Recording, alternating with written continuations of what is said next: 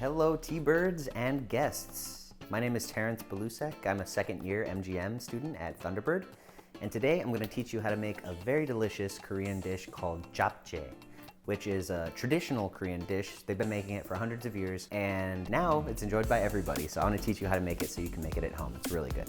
So the first step is going to be to prep, okay? So get some clear starch noodles. We need about 8 ounces of them and we need to soak them in some cold water for about 40 minutes. And that's just to loosen up the noodles. And then what we need to do is actually marinate the pork. So I'm just gonna get my knife here and slice up all of my pork belly into chunks. I want it to be bite-sized pieces.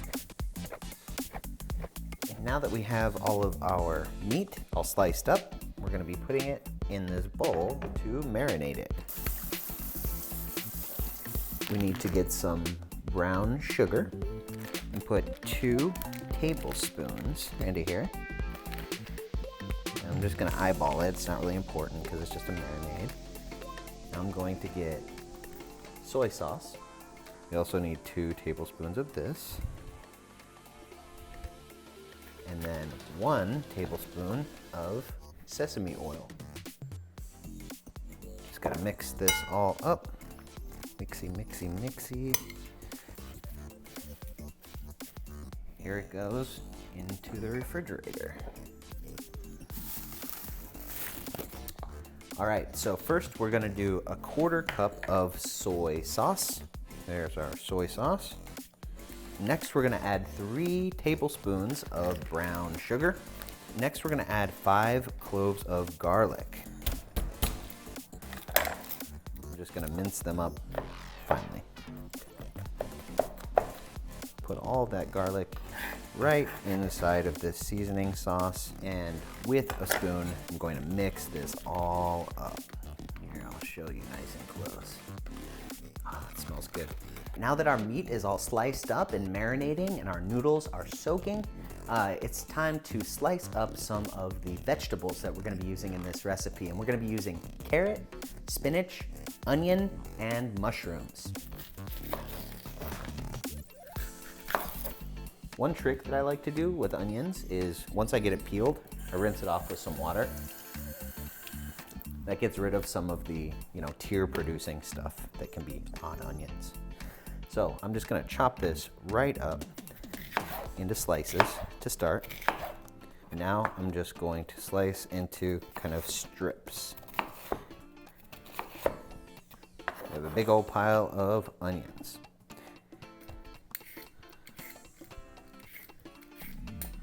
So I like to chop it like that so it has a flat surface. And then slice it into strips. Okay, so with all of these strips, I'm going to make them into cute little carrot sticks. So that's what the carrots look like when they're all chopped. These are king mushrooms, which I tend to prefer. Make sure you rinse it. Boom, mushroom. Chop off the stem. Now you're gonna have, a couple of mushrooms here.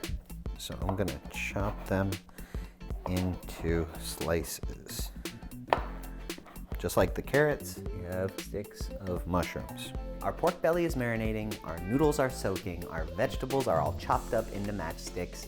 Now we are going to cook our meat. It's been marinating for about 10 minutes now. I'm just going to add a little bit of vegetable oil to my pan. Okay, spread out. Ooh, wonderful. Now that our pan is nice and warmed up, we are going to put our pork in here. Remember, don't turn it too often because we want to get a nice browning on the outside. We're going to cook it for about 4 or 5 minutes on medium-high heat.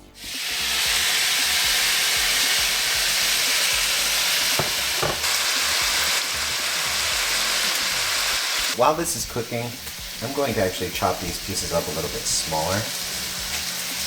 These are cooking scissors, very common in Korea.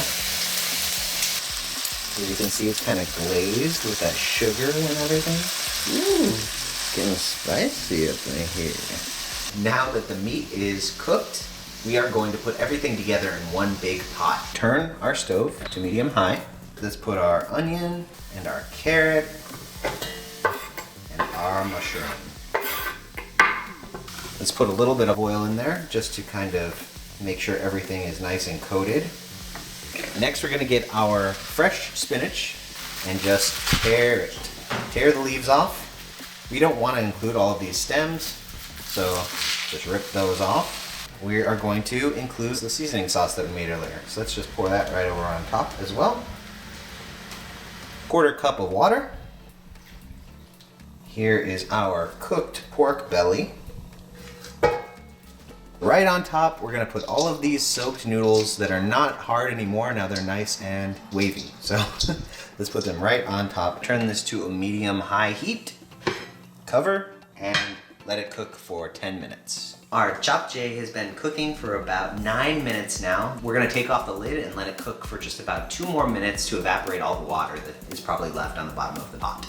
As you can see, there's still water on the bottom, so I'm just gonna leave it uncovered to finish cooking. That looks really good.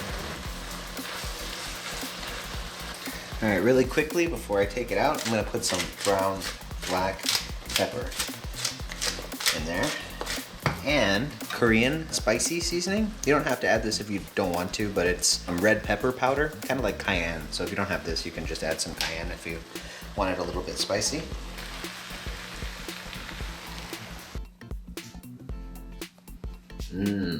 Okay, it's all cooked. Now we're gonna plate this and give it a taste.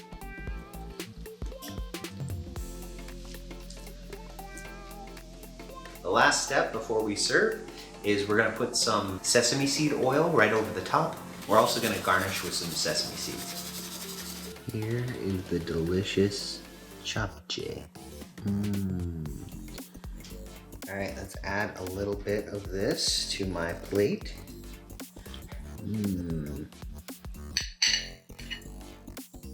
Let's give it a taste and see how I did.